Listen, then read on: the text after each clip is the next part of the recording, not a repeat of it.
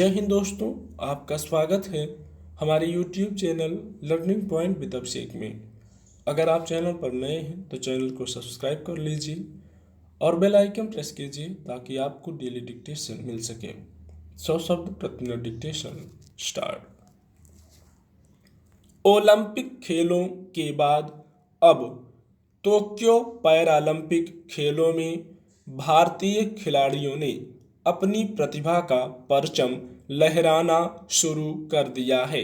इन खिलाड़ियों ने सोमवार को 2 स्वर्ण, 2 रजत और 1 कांस्य पदक के साथ एक दिन में 5 पदक भारत की झोली में डाल दिए। अब तक भारत को 7 पदक मिल चुके हैं। इस बार के पैरालंपिक की खासियत यह भी है कि भारतीय खिलाड़ियों ने कई बार अपने ही बनाए रिकॉर्ड तोड़े और नया इतिहास रचा। अवन लेखरा ने महिलाओं की 10 मीटर राइफल शूटिंग में विश्व रिकॉर्ड की बराबरी कर इतिहास रच दिया। इस तरह स्वर्ण पदक जीतकर वे भारत की पहली महिला खिलाड़ी भी बन गईं। भाला फेंक प्रतियोगिता में सुमित अंतिल ने अपना ही विश्व रिकॉर्ड तोड़ते हुए स्वर्ण पदक जीता। हालांकि देवेंद्र झाझरिया से भी भाला फेंक में काफ़ी उम्मीदें थीं, क्योंकि वे पहले 2 पैरालंपिक खेलों में स्वर्ण पदक विजेता रह चुके हैं, मगर उन्होंने इस बार रजत पदक हासिल किया। इससे पहले भाविना पटेल ने टेबल टेनिस प्रतियोगिता में न सिर्फ रजत पदक जीता बल्कि इस प्रतियोगिता में इतिहास रच दिया। वे इस प्रतिस्पर्धा में रजत पदक जीतने वाली पहली महिला खिलाड़ी बन गई हैं। पैरालंपिक खेल सामान्य ओलंपिक से इस मायने में विशेष माने जाते हैं कि इनमें उन्हीं खिलाड़ियों का चयन किया जाता है जो किसी वजह से अपना कोई अंग गंवा चुके होते हैं, चाहे वह दुर्घटनावश हो या जन्मजात। इन प्रतियोगिताओं में उनकी जीत को उनके मनोबल और हुनर की दृष्टि से आंकने की जरूरत होती है। ये खिलाड़ी सबसे पहले तो खुद से संघर्ष करके इस मनस्थिति में पहुंचते हैं कि उन्हें खेलना है, फिर वे समाज की जड़ मानसिकता से लड़ते हैं। तब कहीं उन्हें अपनी प्रतिभा को निखारने और दुनिया के खिलाड़ियों के साथ स्पर्धा में खड़ा होने का अवसर मिल पाता है। पैरालंपिक में पहुंचने से पहले उन्हें खुद को तैयार करने के लिए पग पग पर संघर्ष करना पड़ता है। इन खेलों की तैयारी के लिए जिस तरह के महंगे अत्याधुनिक संसाधनों की जरूरत पड़ती है, उन्हें जुटा पाना भी सबके बस की बात नहीं होती। फिर इन खेलों के लिए खिलाड़ियों के चयन की प्रक्रिया भी कम कठिन नहीं होती। शारीरिक क्षमता के आधार पर इनका वर्गीकरण किया जाता है। इसके लिए अलग अलग बिंदु तय हैं। इस बार के पैरालंपिक में भारत की तरफ से विभिन्न प्रतिस्पर्धाओं के लिए 54 खिलाड़ी पहुंचे हैं। उनमें से 20 खिलाड़ी ऐसे हैं जो या तो विश्व रिकॉर्ड बना चुके हैं या रैंकिंग में पहले स्थान पर हैं। इसलिए अभी कुछ और पदक आने की उम्मीद स्वाभाविक है। अब तक जिन खिलाड़ियों ने प्रदर्शन किए हैं, उनमें कई ने विश्व रिकॉर्ड भी बनाए हैं। हालांकि हमारे देश में खेलों के प्रोत्साहन को लेकर जैसी शिकायतें रहती हैं, पैरालंपिक के खिलाड़ी भी उससे वंचित नहीं हैं। उन्हें भी उन्हीं स्टेडियमों में अभ्यास करना पड़ता है, जहां सामान्य ओलंपिक के खिलाड़ी अभ्यास करते हैं। पैरालंपिक खिलाड़ियों को विशेष प्रशिक्षकों का अभाव महसूस होता है। खेल विशेषज्ञों का मानना है कि अगर उन्हें अच्छे प्रशिक्षक उपलब्ध हों तो और बेहतर प्रदर्शन कर सकते हैं।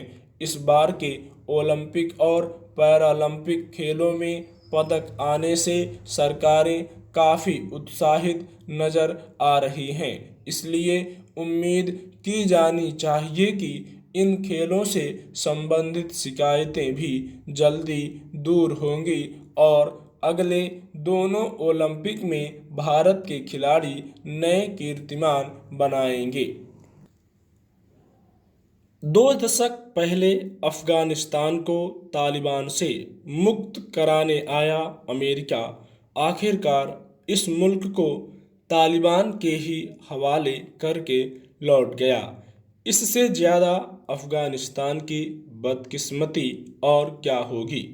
सोमवार देर रात अमेरिकी सैनिकों को लेकर काबुल हवाई अड्डे से आखिरी अमेरिकी विमान भी उड़ गया। इसके फौरन बाद तालिबान नेताओं ने अफगानिस्तान को आज़ाद घोषित कर दिया। गौरतलब है कि 15 अगस्त को तालिबान लड़ाकों ने काबुल को भी अपने कब्जे में ले लिया था। अफगानिस्तान में अब क्या होगा इसकी भविष्यवाणी कोई नहीं कर सकता। देश में राजनीतिक अनिश्चितता का दौर है। अभी तक अंतरिम सरकार भी नहीं बनी है। इससे यह संकट और गहरा गया है कि कैसे देश का शासन प्रशासन चलेगा, कैसे विदेशी दूतावास काम करेंगे, कैसे लोगों की समस्याएं दूर होंगी और सबसे बड़ी बात यह कि अब तालिबान किस तरह का राज कायम करेगा। क्या वह अपने धार्मिक कानूनों को ही लोगों पर थोपेगा या फिर जमाने के हिसाब से और विश्व जनमत का सम्मान करते हुए उदार रुख अपनाएगा। दूसरा बड़ा संकट यह है कि तालिबान को अफगानिस्तान में मौजूद दूसरे जातीय और कबायली गुटों का भी प्रतिरोध झेलना पड़ रहा है। तालिबान विरोधी विदेशी ताकतें इन समूहों के साथ हैं। ऐसे में यह देश गृह युद्ध की आग में भी झुलस सकता है। आने वाले वक्त का अफगानिस्तान कैसा होगा यह अब काफ़ी कुछ तालिबान की रीति नीतियों पर निर्भर करेगा। पिछले एक पखवाड़े में तालिबान ने वादे तो बड़े बड़े किए हैं। शुरुआती बयानों में तालिबान ने महिलाओं के प्रति बदले रुख का इजहार किया, महिलाओं से सत्ता और प्रशासन में शामिल होने की अपील भी की, विरोधियों और अमेरिका के लिए काम करने वालों को आम माफ़ी की बात तक कह दी। इससे लगा कि सत्ता हासिल करने के बाद तालिबान अब दुनिया के साथ कदम मिलाकर चलना चाहता है। हालांकि ऐसी खबरें भी आ रही हैं कि कई जगहों पर तालिबान लड़ाकों ने 2 दशक पहले वाला ही रवैया दिखाया। तब यह आशंका मजबूत होती दिखी कि तालिबान का वास्तविक रूप नहीं बदला है। इसलिए तालिबान सरकार को घरेलू और विदेशी दोनों ही मोर्चों पर अपने को खरा साबित करना होगा। इस वक्त अफगानिस्तान में शासन व्यवस्था ठप है, मुल्क कंगाली की कगार पर है, लोगों के पास पैसे नहीं हैं, खाने के लाले पड़ रहे हैं। जाहिर है अफगानिस्तान के सामने चुनौतियां कम गंभीर नहीं हैं। जहां तक बात है अंतर्राष्ट्रीय बिरादरी से तालमेल की, तो तालिबान शासकों के समक्ष बड़ी चुनौती अपने पक्ष में वैश्विक समर्थन जुटाने की है।